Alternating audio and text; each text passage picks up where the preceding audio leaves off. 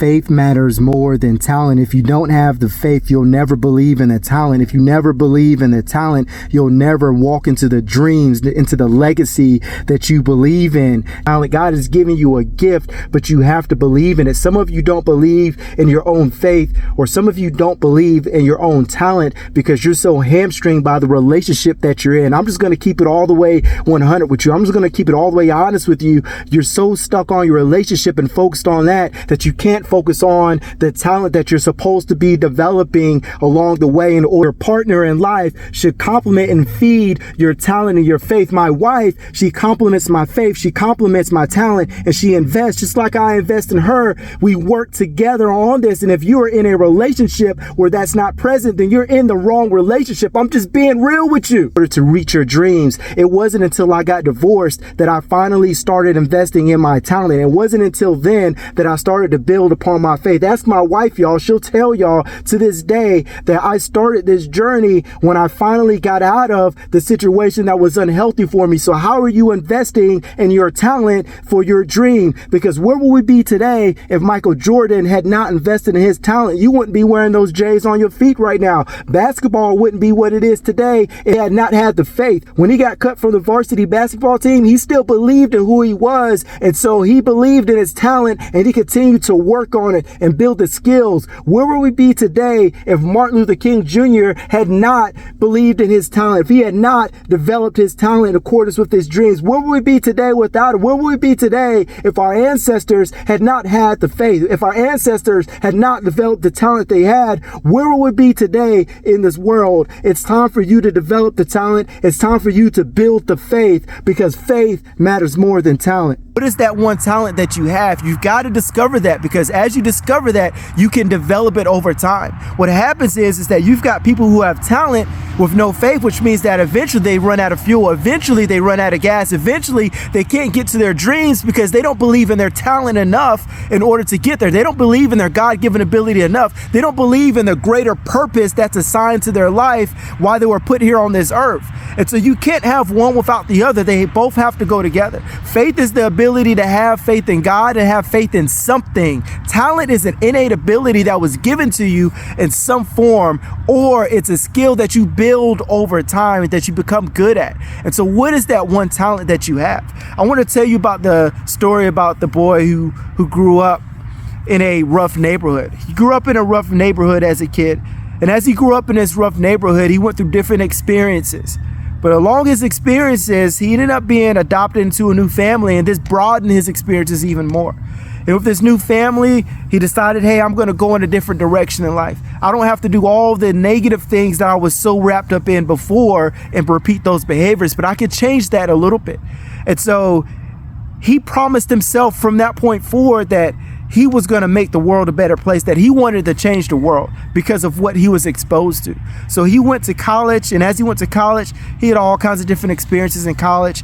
He became friends with a professor that he was in a political science course with. And as he became friends with this professor, they carried on a friendship after he graduated, and they became friends, and he became a mentor and someone that he just went to for that fatherly advice, that he went to for that elderly advice, someone he went to just to have a conversation as a friend.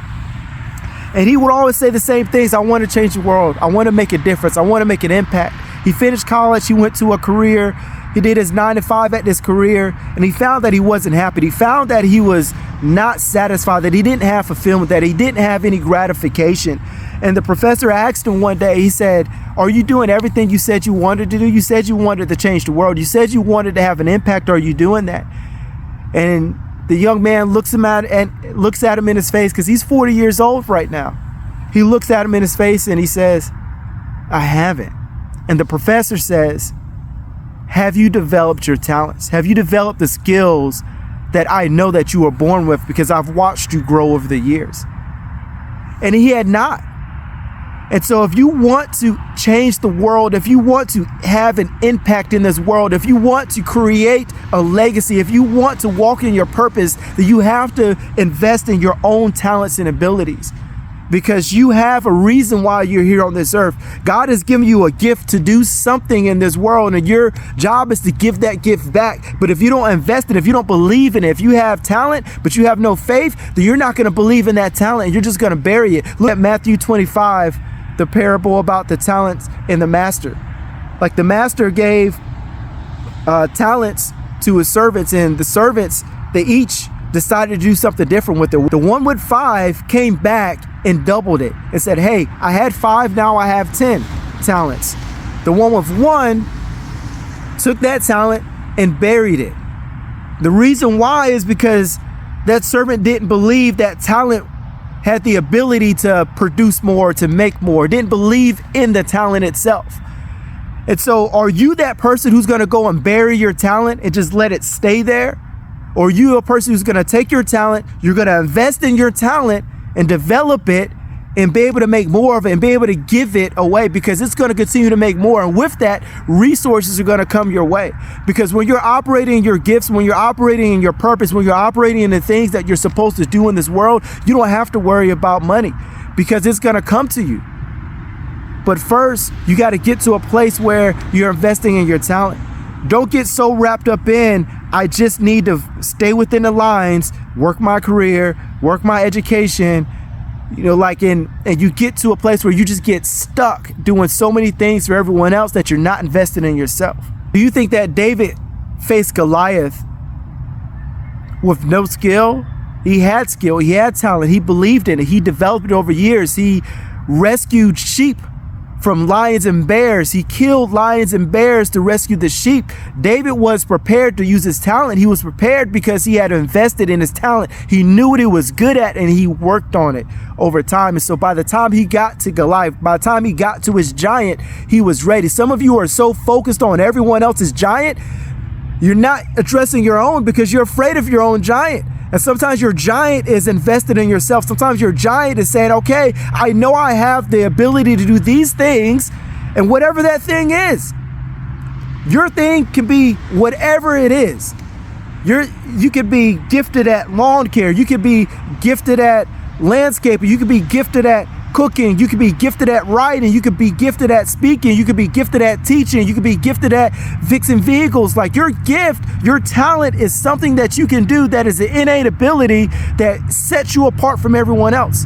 And so if you really want to be set apart from everyone else, if you really want to elevate, then you have to allow yourself to elevate by having some faith inside of your talent, because without faith, talent is dead. Without faith, dreams are dead. One can't go without the other. So how are you investing in your talent? How are you investing in your faith? Because they both feed each other as well. Because as you start to see results from your talent, guess what happens? Now your faith grows a little bit, because now you're seeing, oh wow, that's actually working. So you have to do both.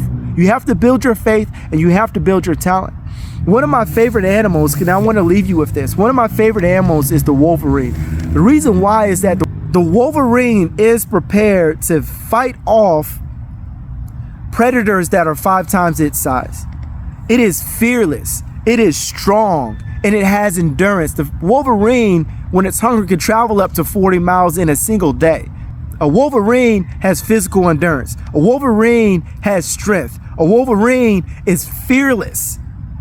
And that's how you have to approach life, with strength, fearless, and with endurance. And the only way that you build endurance, the only way that you build strength, is by building faith and then letting that feed on to the next. I've heard often that life is a marathon, not a sprint. And I don't agree with that. Life is a sprint. When I look at some of the best athletes in the world, when they are running a marathon, when they are running 26.2 miles, they are running between a 4 and 5 minute pace for a 1 mile. And I don't know about you, but 4 to 5 minutes for a 1 mile is a full out sprint for me. And I don't know if I'm gonna get under 5 minutes, to be honest, for a 1 mile itself. But they are doing that for 26.2 miles. And so you can't tell me that life is a marathon, not a sprint. Some of you are just treating life that way, where you're just jogging through life. You're jogging through this job. You're jogging through your career. You're jogging through your education. And you're not treating it with urgency as if you got all the time in the world. and you're not really investing, because what happens with a marathoner is they invest in their endurance. They invest in their physical strength. They invest in their cardiovascular. They invest in their cardiorespiratory so they can maintain that speed for such a great distance. So stop thinking that you're going to run out of fuel. Stop thinking that you're going to run out of gas. It's time for you to stand up and fight your giant. It's time for you to invest in your talent. It's time for you to invest in your faith. What did God give you to do in this world? What is your purpose in this world? Develop that talent. Focus on that talent, because that's the gift that you're supposed to give to the world. Now with the boy who wanted to change the world, now with the boy that wanted to impact the world, he's on a different path now. At 40 years old, he finally gets it. At 40 years old, he finally knows what he needs to do. So he waited till 40, but now he's getting it right at 40 years old. So it's not too late for you. It's not too late to turn a new leaf. It's not too late to get on the right track. It's not too late to invest in your talent. Now is the time to invest in your talent. Don't go into 2025 not knowing what you need to invest in. Invest in yourself, invest in your faith, invest in your talent, and allow it to feed itself over time, because as it feeds itself over time, you got less to worry about. You're not worried about everyone else's giant, because now you're running through your own giant. It's go time. I love y'all, and I'm out.